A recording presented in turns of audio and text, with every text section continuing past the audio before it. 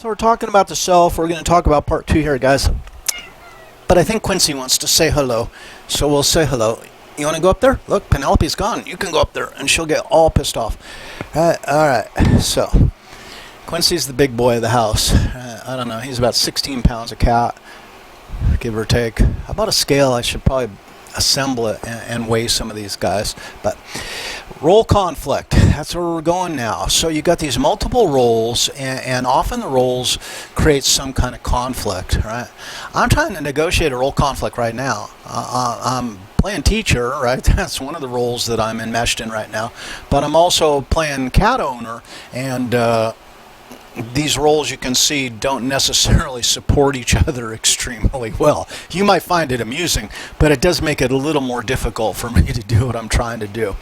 So given we have multiple selves, as William James is kind of stating, right, across several domains, please identify where any conflict occurs, giving differing roles resulting from different selves. And supply two examples of role conflict. So I gave you kind of a humorous one here, the teacher and pet owner roles and conflict at this moment in time. You can keep it light, you can go deep with it, whatever you want. Remember, this course is about you, and whatever you share, whatever you write, stays between me and you, because this is an individual assignment, of course, right? Or it stays between you and the course assistant, depending on who's doing the grading. And I don't remember who's grading this assignment. I've negotiated this already with the course assistant, but I honestly don't remember. So that would be section D.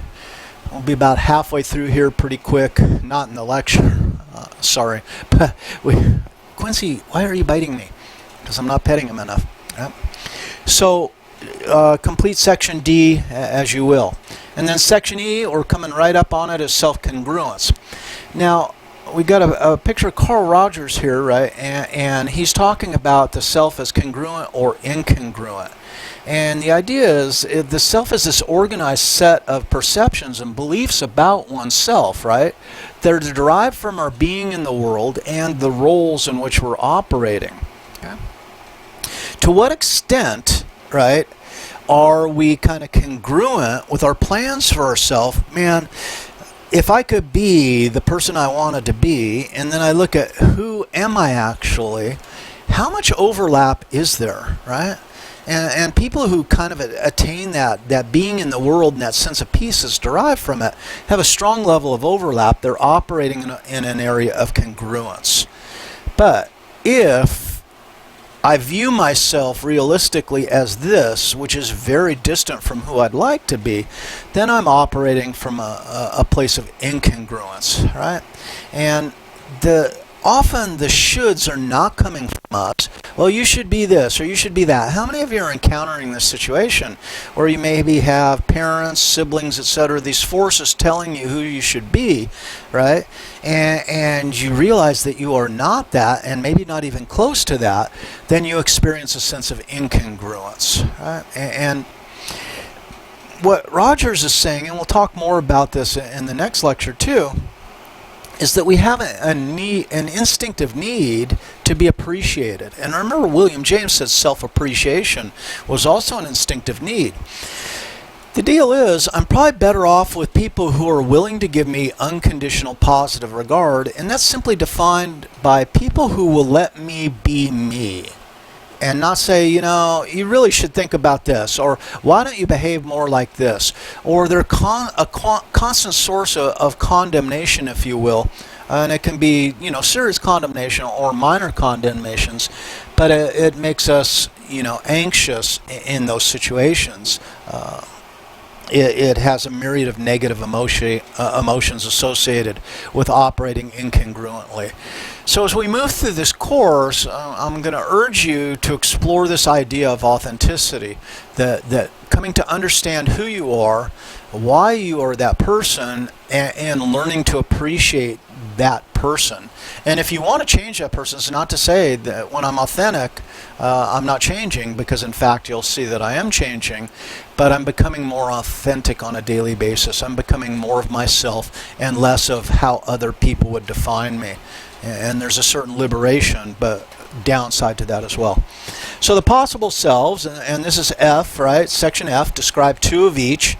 So possible selves describe a person we could become, either desirable, one we'd like to become, or undesirable, the person we don't want to become. So for this part of the assignment, if you want to list 1 of each, you could list 2 of each. 2 of one or 2 of the other. Up to you, because again, this is, I know you're going to get sick of hearing it, but this is a story of you, and I'd like to keep it there. So for example, for me, I'm thinking sooner or later I'm going to retire, and my plan for retirement is to start writing books, right? I just can't discipline myself to do my full-time job or my full-time plus job and write in addition to that. So once I'm no longer working, then I will devote a certain portion of, every day to writing. And so then I will become an author. Now, I'm not saying I'll become a successful author, but having written a book, I will be an author. Even if it's unpublished, I'm still an author at that point. So that's a desirable one I'd like to become. What do I not like to become? Like a lonely old curmudgeon, right? That's something I would prefer not to become. But these are possible selves. They're not written in stone, but they're something to aspire to or to move to avoid, right? So list some possible selves. And now, look, we got all these different selves we've described. Well, we're gonna talk to Tori Higgins here for a little bit. At least we're gonna embrace or consider his ideas. And aside, one of the things I loved about going to graduate school at Ohio State in the social psych program is every week we had a weekly colloquium. And that is someone would come and speak to us, share their research, share their theories, whatever, from all over the world. And Tori Higgins was one of those people who came and visited us, among others. And it's because of what a good program the social psych program is at Ohio State that we could attract the best people in the world to come and give us talks. It was really a fantastic bonus in the program. If you're thinking about graduate schools, think also about some of these asides that graduate schools have to offer. And the colloquium series at Ohio State Social Psych is without peer, I think. I mean, there's other universities that will offer similar things, so it's not just Ohio State, but consider that as an option if it's important to you.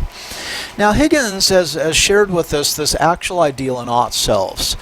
So notice that most of the self-theorists are positing multiple selves. They may structure their theory around those selves a little differently.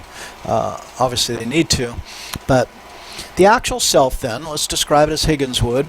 Our perception description as we believe we actually are. And this can be true or relatively untrue, depending on the extent to which someone is fooling themselves. But let's say that we're pretty good at it, and that's our actual self. Now, the ideal self we've already discussed, right? And that's the idea of us as perfect. This is us as good as it gets, right? Now, the ought self, and we've actually kind of tangentially described this one as well, is the view of what we should be. And this could be generated by our parents, society. Who else might generate conceptions of an ought self on our behalf?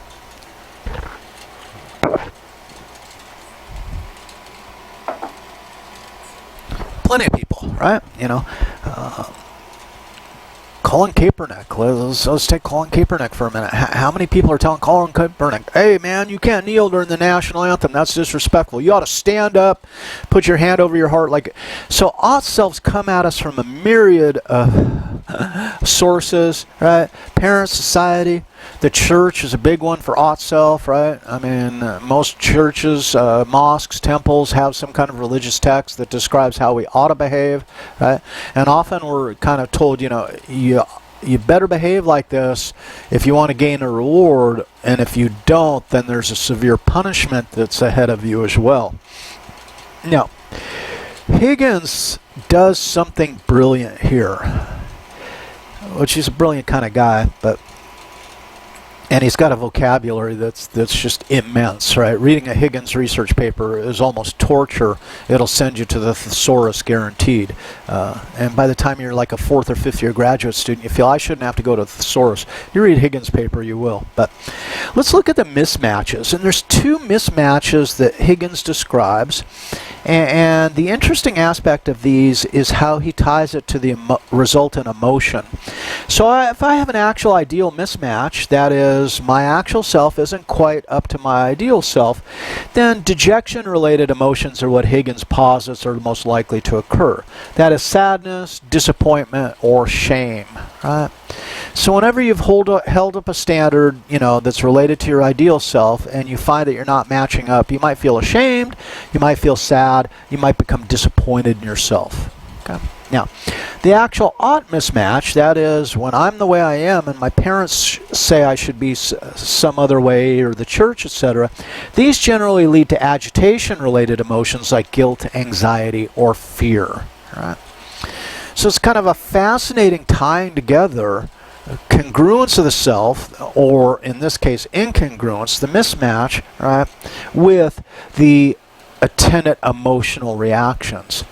Now, problem-focused and emotion-focused coping come to bear here because sometimes, your ideal self is not necessarily attainable at a given time. All right. I dream of being a lawyer. I want to be a lawyer more than anything else, but I didn't do well enough on the LSAT to really kind of get into the schools that I want to get into. And you're going to feel sad. You're going to feel disappointed. But notice that you can probably increase your study toward the LSAT. You can take on problem-focused coping and maybe achieve your ideal. A lot of times in the ought situation, then it's emotion focused because people are telling you simply don't measure up and there's not necessarily much you can do about it. If someone grows up in a harsh household where the parents are kind of in their face all the time and pretty brutal about it, then you might have to learn how to just deal with the emotions until you can leave and kind of strike out on your own. Now, the 2 coping strategies that Higgins then ties to these mismatches, right? Implied by promotion focus is approaching the goal, the desired self, especially, kind of moving forward. So my example with the LSAT, that is, I want to become a lawyer. I need to do well on the LSAT, so I score well, so I'm more attractive to schools. What am I going to do? Well, I'm going to get some books on the LSAT. I'm going to go to a training course, or I'm going to go online, and I'm going to work. That's promotion focused. That's the active way of approaching, let's say, a desired self, an ideal self. Now, the other way to go about this, which is largely unsuccessful, it diminishes the anxiety and the fear, right, is the prevention focus. And this is making choices so that I avoid failure. So I don't necessarily ever put myself out there, right? I avoid problems, I avoid challenges, I avoid opportunities because they may then demonstrate to me that I don't measure up because I've failed. Right? So this is essentially moving backward, or if you will, just remaining stationary. So prevention focus, sometimes students will go in and say, oh my God, don't let me fail this test. As long as I get a C, it's okay. Right? And that would be largely prevention focus. I'm approaching this test with the idea that I want to prevent failure. Other people will go towards a test and they'll say, I want to study my ass off for this test and I'm going to kick ass and take names. I want the highest score in the class, right? And these are people who are then engaged in a promotion focus. Or maybe you don't need the highest score in the class, but on the first test I didn't do as well as I would like. So now I'm going to redouble my efforts and I'm going to improve my score on the second and subsequent tests, right? So that would be a promotion focus kind of attitude. So, do we know thyself? Well, the Greeks have been asking this question. Know thyself. We've been admonished to know thyself. So collecting data on the self, this is a general kind of self-oriented individual difference kind of source. The link is tiny, but you have it on your slides. It's the openpsychometrics.org, and these are folks that put psychometric tests of various types online, take them, they score, and you can find out about yourself. So I'm not going to recommend any specific tests, but I do recommend the site. It's pretty cool. There's a lot of cool tests that we can take to better understand ourselves. Right? So check that out if you so desire, if you have that interest, right? If you follow the Greek advice to know thyself, right? If you believe that William James is correct in saying self-seeking is an instinct, then frickin' go for it, right? So let's talk about the self-concept. And we need a definition. It's one perception of oneself, including one's traits and evaluation of those traits. So notice self-concept is not just listing these are the things I do, or these are who I am, but it's also evaluating maybe one's success in those areas. Now, how do we come to know this? Well, the I is observing the me, right, and seeing how the me is doing. Now, one of the best ways to know how we are doing is the idea of the looking glass self. And this came from Margaret Mead, really kind of a sociological concept that's certainly embraced by social psychologists as well. And notice, sociologists and social psychologists, a very, very blurry line in between the two. And many have a foot in each camp that embrace the overlap. But one of the values of people around us, right, is that they reflect to us how we're coming off, if you like that term. Okay? So we can look at people as we're being in the world, and their response gives us a clue, an indication of how we're doing. Now, to the extent that we're around toxic people or negative people, then we might not appreciate the evaluation. And how many of you have said, this person really doesn't bring out the best in me, or they don't appreciate me, and I really want to diminish the amount of time I spend with them, right? Because they're not a source of useful feedback necessarily. Now, social comparison theory is another way of looking at this, and this is when we compare ourselves to see how we measure up. And we make what are called upward social comparisons or downward social comparisons. For example, when I got to graduate school, and I was my first quarter of graduate school, and I was overwhelmed. I mean, my God, graduate school is different than undergraduate. And I get there, and I'm in Marilyn Brewer, who's my secondary advisor. She's Dr. Methods, right? And we're taking our first research methods class with Brewer, and we take our first midterm. And we take the first midterm, and I get this midterm back, and it says 52, and I'm like, holy shit, 52. And I thought about it. That's not good at all. But that's no, 52. It's out of 60. There's no, And I look at my buddy Will now because I'm uncertain about my analysis of the score, and I say, Will, what did you get? And he shows me his test, and he said, I got a 56. And I'm looking at, I got a 52. So now we're sure that it's out of 60. But that certainty lasts for about 15 seconds, and then we look at Marilyn and say, Marilyn, what's this test out of? And she says, it's out of 100. And I'm like, son of a bitch, 52 out of 100. This is the worst score I've ever gotten on anything. And then, but notice, we want to have a positive view of ourselves. So then Will and I look and say, well, the test must have been really hard. So we kind of craft the question, well, Marilyn, what do you think? What's a good score on this test? Please, And she says, well, I think the average man off the street could walk in and do a 50. And Will and I, at that point, just deflate, And a lot of times when you have a hit on your self-esteem like that, you can watch people just physically slouch and deflate. And that's what we did. Now, the good news for everyone else in the class is everyone could look at me because I had the worst score of the 18 of us. Yes, I had a 52. So everyone could compare themselves to me, and they could say, well, look, at least I did better than Paula Ferroni. So I was the source of them able to make a downward social comparison. So it protects their self-esteem to some small degree. Now, for me, I'm kind of screwed because I'm at the bottom of the ladder. My approach is I better study more for the next test. That is promotion focus. Okay. So, self-concept, self-schema. Self-concept's the belief you have about themselves.